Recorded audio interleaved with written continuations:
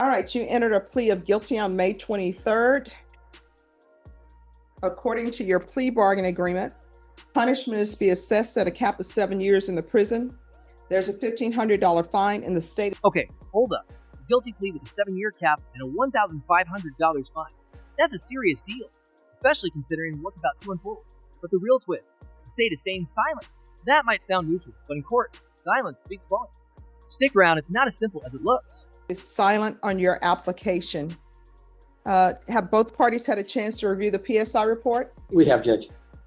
Any objections to the PSI report from either side? No, Judge. All right. State, you are silent. Defense, do you have any witnesses? Yes, Judge. I would like to call Tony Rosales. All right. If they'll come forward, please. All right, could you raise your right hand for me, please? Do you solemnly swear or affirm the testimony you give will be the truth and nothing but the truth, so help you God?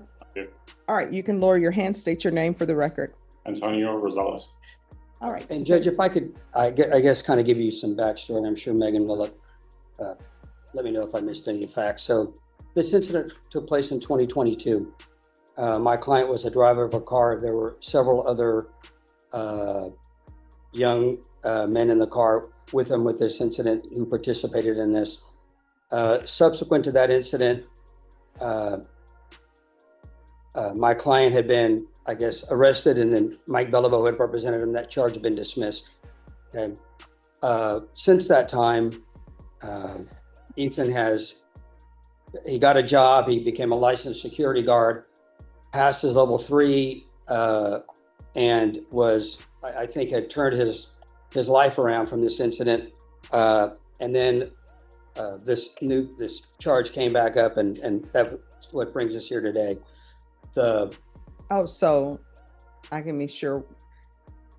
So he became a licensed security guard, then this charge popped up. Yes, then this subsequent charge, yes. So he had passed all his levels. He was licensed to carry a firearm as a security guard. He passed all the testing, all the background checks. And then I guess the case got refiled as the deadly conduct. At least 2 of the other juveniles in the car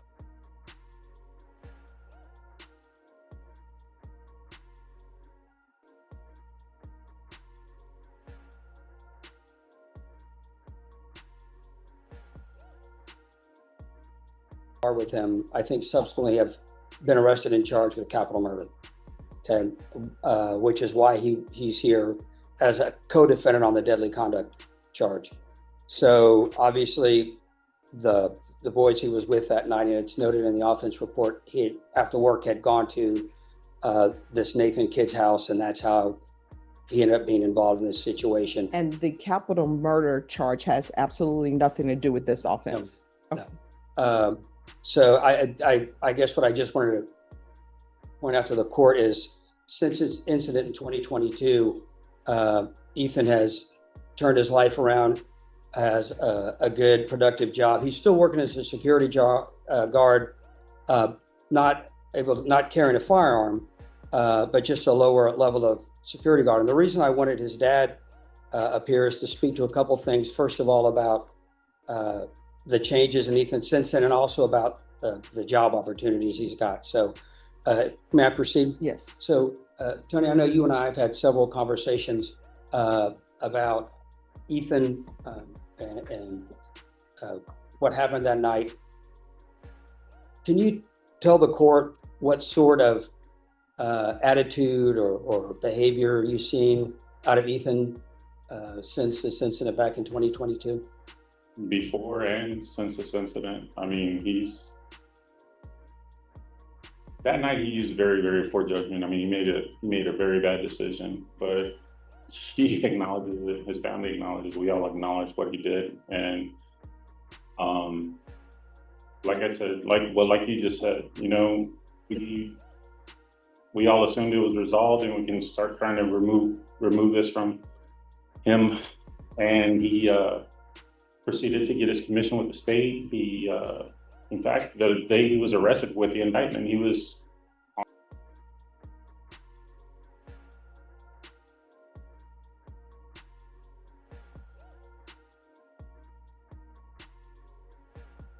on his way to work. He was carrying his firearm. He was in uniform. and then everything came crashing down again. But that still hasn't stopped him. We've talked about him going to St. Philip's College for CDL. Let me ask you some, well, I have to ask informal questions. Okay, I'm sorry. So what kind of work do you do? Oh, I'm an HSE engineer on the petroleum industry. Okay. I've been doing that for the last decade and a half. Okay, and so you and I have talked about Ethan's opportunities in the oil field, correct? Yes. Okay, and you and I have discussed, and you, Ethan, I guess the goal is if he gets probation, that he wants to apply to be a commercial truck driver. Right? Yeah, he's already set up for a SAGE program at St. Philip's College, but we have to wait to see what happens here. Okay, and then I guess as part of that, if he's able to finish his program as a commercial truck driver, he has a lot of opportunities for work in the oil field and the oil industry, correct? Yeah, oh, well, as a service provider, not directly in the oil field, but as a service provider, yes. Okay, and can you tell the court what a service provider is? So basically, you'd be transporting materials back and forth. Depending on the outcome of this court, will be determined whether or not he can get his TWIC. Okay, tell the court what the TWIC is. Transportation Worker Identification Card. There are federal and felony restrictions to that. It's not always 100% that he won't be able to get his TWIC, but he could always get a waiver.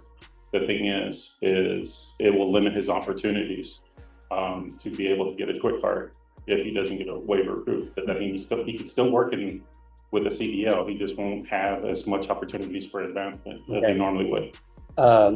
But I guess what you're telling the court is Ethan has a lot of opportunities and possibilities facing him.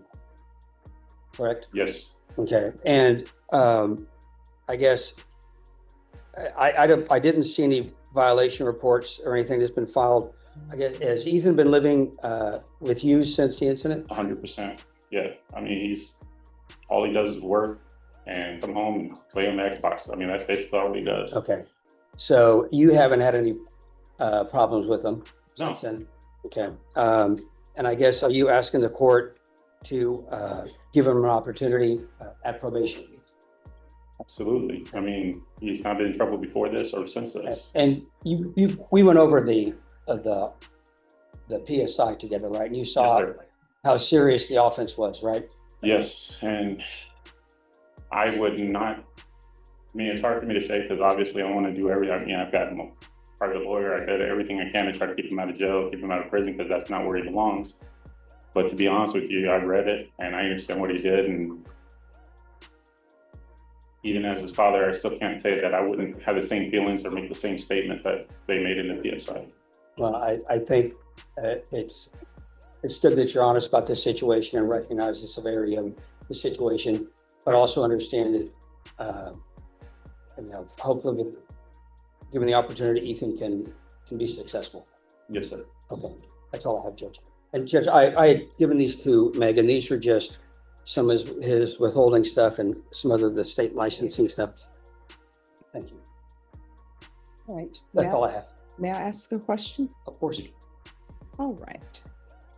In regards to this incident, Good man. Was he living with you during this time? Yes. All right. And these people he was involved with, did you know them beforehand? No. If I could clarify a little bit. Sure. So, military, firefighter, paramedic, and then I went into oil field patrolling. Mm-hmm. But prior to COVID, and actually up past COVID, I worked overseas, Venezuela, Africa, mm-hmm. Mozambique. So I was gone quite a bit. Mm-hmm. So he predominantly stayed with me when I was in country, which was for 3 weeks at a time, every other month. But the rest of the time he stayed with his mother on that side of town. Okay. So yes, he had those friends and everything happened on the west side of town, southwest side of town. I live on going towards Florida off of 181. Huh. Since this incident, I've been home 100% of the time. I work in West Texas now. Mm-hmm. And yes, he lives with me 100% of the time now. So I'm not saying this is an excuse because it's definitely not an excuse. I was absent a lot with him growing up because I was overseas. But it's not an excuse because I was still there every other month and spent a lot of quality time with him. It might not have been quantity, but it was quality time for him to know that this was not what he should have done. But yes, now I'm with him 100%, or rather, he's with me 100% of the time. All right. And did he talk to you about this incident Yes. immediately thereafter? No, it took some prodding. I mean, more so because he felt when he did break down, you could tell that he was more ashamed of the fact that he did something that he let me down. I not necessarily overbearing, but the military and the firefighter, paramedic, and I've kind of a little bit structured a little bit when I was with my kids, both my kids. And so when he did break down and let me know about everything that happened, obviously, I told him we need to do something about it. And in 2023, when we thought it was going to all be resolved in December, January with Michael, we said, okay, let's get back on track. And we spent the time and paid the money for him to get his commission with the state and, follow and work because his mother's commissioned as well. And said that what you want to do, that's fine. But we need to figure out the job. We need to figure out a career. And so we've been talking about the CDO and him getting with me in the oil field and trying to get away from. And he has not been with those friends, or well, obviously because they're locked up, but he's not been involved with anybody on that side of town since. All right. Thank you. Any other questions? No, Judge. And I know you're silent, but any questions about? I know you stated that you understand. So did you view the police reports in this case or? Not since the incident, yes. Okay. But not obviously when he was arrested. Okay. So, you understand that your son made an agreement with these individuals. So these individuals told him, hey, this is what we're going to go do. And your son agreed to go with them. You understand that? Yes. And your son did fire his firearm into that house. Yes, he did. And it was occupied by multiple people. There were two 2-year-olds inside that home. Yeah, and I told him, despite the fact that they didn't believe anybody was there, you still fired. Yes. And besides the two 2-year-olds that were there were other adult individuals in the home as well. You understand that? Yes. Okay. And one of the victims describes that there were over 200 bullet holes inside her home. You understand that? Yes. Okay. And your son was aware of this and agreed to engage in this type of conduct back in 2022. From what I understand, and only from my son's recollection, is that he didn't think it was going to be all what it ended up becoming. Yes, he knew what they were going to go do, but he didn't believe it was going to be as impactful as it was. So I guess it's my understanding he just didn't believe that the home was occupied, but he understood that he was. Yeah, but he didn't understand that they were going to do as much damage as they ended up doing. Okay, but he still engaged.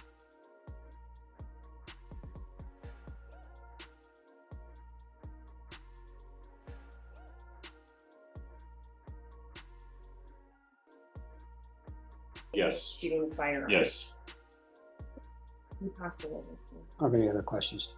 All right. Thank you so much. And thank you for giving me some insights into your son. Thank you. Thank you. So, Any other witnesses? yes, Judge, I do want to call Axel. I have some issues, I think, as far as if the state's going to be silent. I think cross-examining the witnesses in the manner in which Megan is doing, I think kind of exceeds the scope of the silent. All right. Well, the court will note that according to the plea bargain agreement, the state is silent, but they are able to address fact issues. Well, I understand addressing fact issues, but my understanding, Judge, is addressing fact issues as part of argument if I misstate anything, and I have no objection to that. Okay. All right. The court will note your any objections you have with regards to this witness. Thank you. And Judge, so I'd like to call Ethan Rosales. Can you raise your right hand for me, please? Do you solemnly swear or affirm the testimony you give will be the truth and nothing but the truth, so help you God? Yes, ma'am. All right, you can lower your hand, state your name for the record. Ethan Rosales? All right, defense, you may proceed. So Ethan, you and I reviewed the PSI, right? Yes, sir. And I guess over the course of my representation, we discussed the incident in question, right? Yes, sir. Repeatedly. And we discussed the the boys you were with that night, and obviously the path they went on in their life, right? Yes, sir. And they're either, I guess, going to end up in prison for life or on death row, depending on whatever election the state has made. And so that kind of tells you the people you were hanging out with, right? Yes, sir. And I know you expressed regret about what happened to the people at when you met with the probation officer. But I guess when we looked over the PSI and you saw who was in that house, right? Yes, sir. You understand, I mean, how lucky you weren't here on murder or capital murder charges, right? Yes, sir. So let's talk about your life since the incident. Okay. So I know your dad said after Mr. Belleville got the first charge dismissed, you went out and got your security license, right? Yes, sir. And level 3 is the highest level, correct? There's actually a level 4. But Okay. that's private security. Okay. So you took all these tests, you passed background checks, you got a job, you seem to have your life back on track, right? Yes, sir. And then, of course, this new case came out. So obviously the judge has a decision to make about what happens with your life, right? So if you're given the opportunity at probation, you heard your dad talk about the opportunities you have. Do you think you'll be able to take advantage of those opportunities? Yes, sir. Okay. Is there anything else you want to tell the judge about what happened that night, or anything you want to say to the people involved? Yeah, I just want to say I'm sorry. I didn't know who was in there. That doesn't change the fact of my decision that I made that night. But it stopped me a lot from job opportunities and moving forward in life to make more money and just be successful. Okay, but the reason it stopped you is because of the decision you made, right? Yes, sir. Okay. So I guess if given the opportunity, do you think you'll be able to comply with any orders or conditions the judge proposes? 100%. Okay. All right. I have nothing further. All right. Any objections to the court asking? No, not at all. questions? Walk me through this.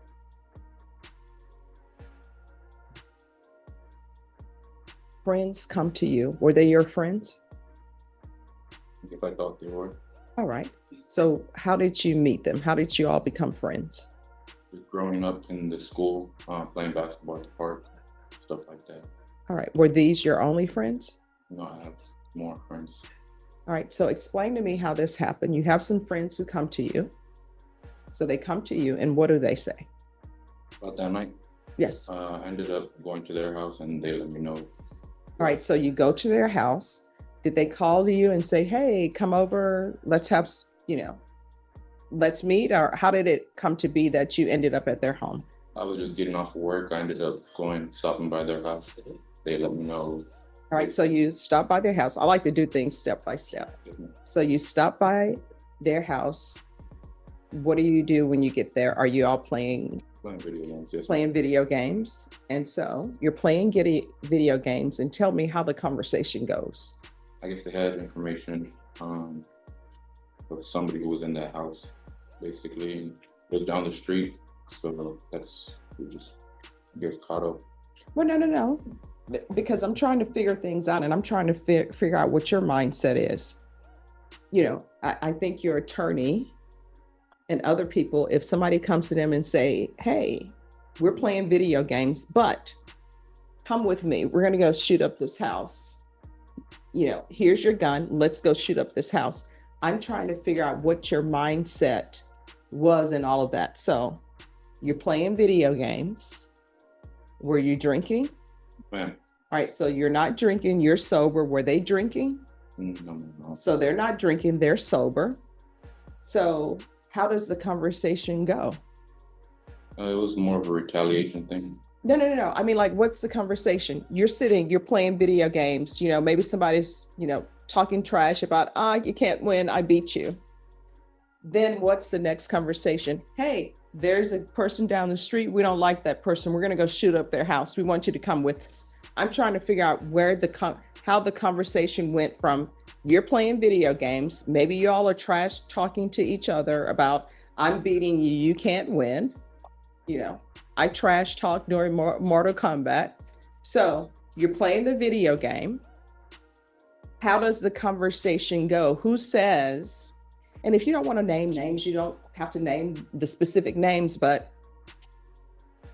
you know, who brings up the conversation and says, hey, we have some guns. We're going to go shoot up this house down the street.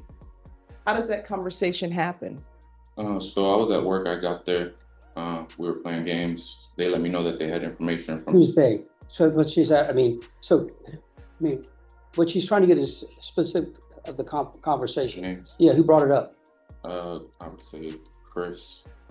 All right. So a conversation starts with Chris. Chris says, what? He had information from somebody else. I didn't ask who. Of whereabouts of somebody that he wanted to retaliate on. All right. So did he tell you why there was this want or need to retaliate against someone? Yes, they had shot him previously. Don't know the timeline. So he tells you, hey, look, somebody shot at me previously, and I've just received information that this person is at this house down the street. Is that how it went? Yes, ma'am. All right, so he tells you that. Then what's the next thing that's said? I was the only one with the car. They basically asked me if we would go. It was more of an impulse decision. No, let's not do basically, because I'm trying to figure out what your mindset is, because I have to make a decision on whether or not to grant your application. So he tells you, I have information on the person who shot me. The person who shot me is at this location. All right. Thank you for imparting that information to me, Chris. So where does the conversation go from there? They asked me if we would go. It was 4 of us. All right. So they're saying, hey, let's go down the street. Now, when they say, let's go down the street, I'm sure it's not, let's go down the street. What was said? They said that we were going to go shoot up the house, that we were going to retaliate. All right. And so did you bring a gun to that location? No, ma'am. I got off work. All right. So you got off work. You don't have a weapon. And they're saying, hey, let's go down the street and shoot up the house. Yes, ma'am. All right. So where does the gun part come in for you? I mean, they just had guns there, so took one with me. Well, did they say, hey, you take a gun? Or did you just say, all right, let's do this, and you grab a gun on your own? Yes, ma'am, I grabbed it. So you grab a gun, they grab their guns. And at no point in this do you say, you know who shot at you previously, let's call the police and let the police know that this person is down the street. Nobody says that. Mm-hmm. No, ma'am. All right, so you get a gun that's been provided, and you all get in the vehicle? Yes, ma'am. And are you driving? Yes, ma'am. So what happens next? We drove about 2 blocks down the street, and that's where the house was. Okay, so the house is 2 blocks down the street. And what are you thinking as you're driving to this location? It was more of an adrenaline rush, like I would say so. And how old were you? 19. All right, so you're 19, you're getting an adrenaline rush, and you drive to the house. And how far was that house from where you were playing video games? I'd say about 3 minutes, maybe. And nobody thought, so you guys were not going to walk, you're going to drive the 3 minutes. Yes. All right, so you're in the vehicle, you all pull upside the house, then what happens? We all got out, shot the house. You call out? We all got out and shot the house. Okay. All right. And then after you shoot the house, what do? We go back to their house. So you get back in the vehicle and you drive back to the home. Yes, ma'am. And does anybody say anything? No, ma'am. It just went back to, I guess, and games went back to normal. All right. So then you go back to playing video games. And at some point, did you leave that house to go home? Yes, ma'am. And did you talk to anybody No, ma'am, I was pulled over. I can't remember the timeline, maybe an hour, 2 hours after. But yes, there was police in the area. I got pulled over. All right. Any further questions? No, Judge. I just have one question.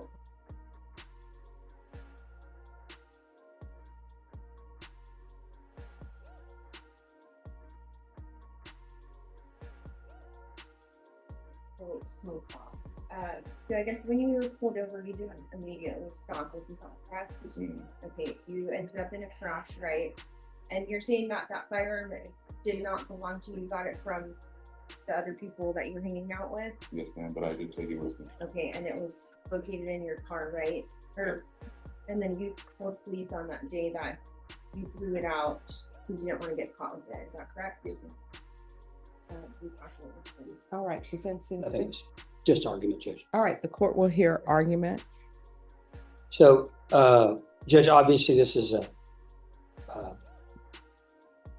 really severe fact pattern. The one thing I would note is I don't think up until this incident, Ethan had any criminal history, and I think since then he's turned his life around. Obviously, I think Megan can make the court aware of the other, at least two of the other boys involved are in jail on capital murder charges. And obviously he was definitely running with the wrong group of boys that night. You know, that being said, obviously he made the decision. He accepts his responsibility for it. He understands what he did and how lucky he is that nobody's dead. What I'd ask the court to consider is since 2022, he's turned his life around. He had and lost a good job, and that's his fault because of the situation he put himself in. But I do think the court can look and see that over 3 years since this incident, he stayed out of trouble. He's, I think, on a good trajectory in life and has a lot of opportunities in front of him. I'd ask the court to consider, obviously there's a bunch of different possibilities the court can consider. You know, obviously, the most important thing as far as I see is the court grant either, you know, regular probation or deferred. Obviously deferred would be a great opportunity for him moving forward as far as employment. But what I'd ask the court to just consider some form of supervision, just to recognize that in spite of this horrible situation that he got involved in, he's really shown himself to be a different person than he was when he was 19 years old. And I think he's got a good path in front of him. I'd ask the court to grant his application for either deferred or regular with whatever conditions the court feels are appropriate. And I think he'll be able to do it successfully. I don't think the court will see him again.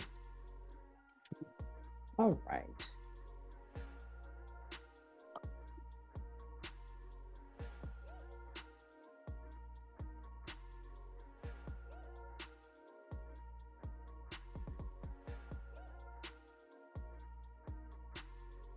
This is a difficult case. And let me just tell you why it's a difficult case. It's a difficult case in that when you have children, people always say when you punish a child or give punishment to a child, it needs to be done immediately because otherwise they've done other things that shows that they've internalized what they've done wrong and they've made changes. So it's regretful that this case wasn't done sooner.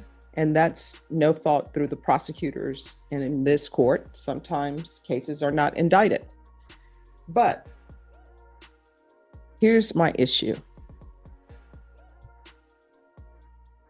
When people get together in these groups and they decide to commit crimes together, sometimes if one person would have said, no, I'm not doing that. For example, it sounds to me like people were lazy. They didn't want to walk the 3 minutes. Probably if you would have said, yeah, I'm not going to drive, I'm not a part of this. Who knows? Maybe they wouldn't have done that day. I'm looking at the complainants too. sometimes, well, I'm just going to say it. Some things are the cost of doing business, right? If you sell drugs, you're probably going to go to prison. You may end up getting killed. Cost of doing business. If you're a gang member, you may end up getting shot and die. Cost of doing business. If you shoot up someone's home and they come back and shoot up your home, cost of doing business. That probably will happen. But we can't have people running around lawlessly. And that's my issue. So the young children in that house, they were not a part of the cost of doing business. And I see that there's some issue for restitution. And honestly,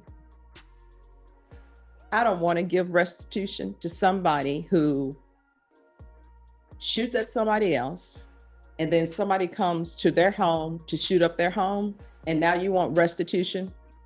That's sort of like the cost of doing business. I'll hear restitution amounts, but it's really the cost of doing business. And I don't think they should benefit from, as we learned in law school, they have dirty hands. So they should not be benefiting with restitution. So the state is offering a cap of 7 years. I just don't think this is a case that's appropriate for probation. Counsel, I'll consider, I'll retain jurisdiction. Okay. So Can I speak to the cap? yes. Well, I appreciate the court retaining jurisdiction. So Judge, I'd ask the court to take into consideration that it's been 3 years since this incident, that he's not gotten any more trouble. He's maintained employment. And obviously, if he does well and the court grants him shock, then I think he'll still have a good future in front of him. I'd ask the court to assess sentence of 3 years TDC while retaining jurisdiction. All right. So the state was silent on his applications, but I don't think they were silent on the cap. I think that covers. I think silent is silent. I think it's entirely up to the court. I don't think if the state wanted to make argument, then they could have opposed. All right. Well, I will tell you this. According to the plea bargain agreement, it says the state will make no recommendations to the application for deferred or community supervision. But state, if you have nothing to say with regards to the cap, the court will make its own decision based upon the stipulations, the PSI report, and defense's argument. I don't want to say it's implied in the plea bargain, but that's what I would be asking. All right. So this is what the court is going to do. There's going to be a $1,500 fine. Time and money run concurrent.